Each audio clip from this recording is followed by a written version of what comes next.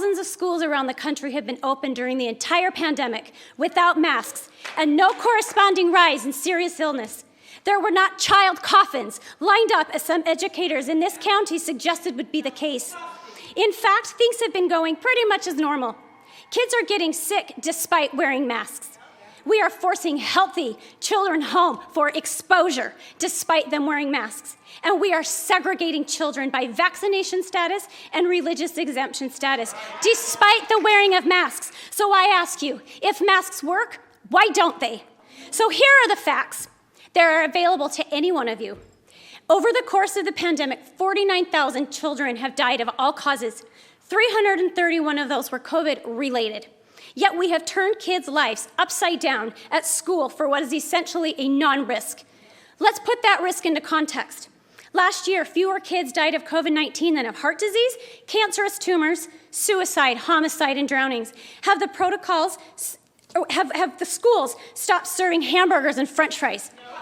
Have we put up tinfoil on the ceilings to block power lines? Do we even address the growing incidences of suicide during the pandemic?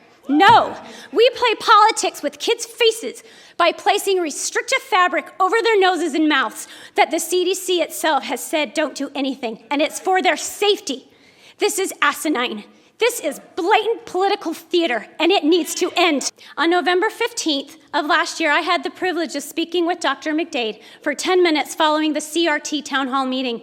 During that discussion, which was friendly and cordial, I asked what she, as superintendent, could do to get the kids out of masks. Dr. McDade told me that she would if she could, but that her hands were tied by then Governor Northam's executive order mandating face coverings. And if it weren't for that, things would be different. Well, tonight, things are different.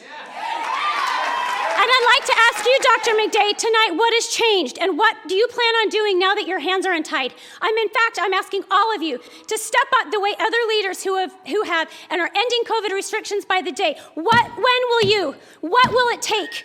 You are on the losing side of history, and it's time to make that right before these children now. Thank you. I am not a public speaker, and so this was so new to me, but I have so much passion about this that it just came out.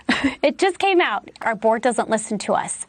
We email, we protest, we go to rallies, we do everything we can, and these counties, I speak for my own county, Prince William County, can't even so much as send an email back. We need to fight. I have been fighting for my children since they got out of school March 2020. And we were such a minority then, and now we're not a minority.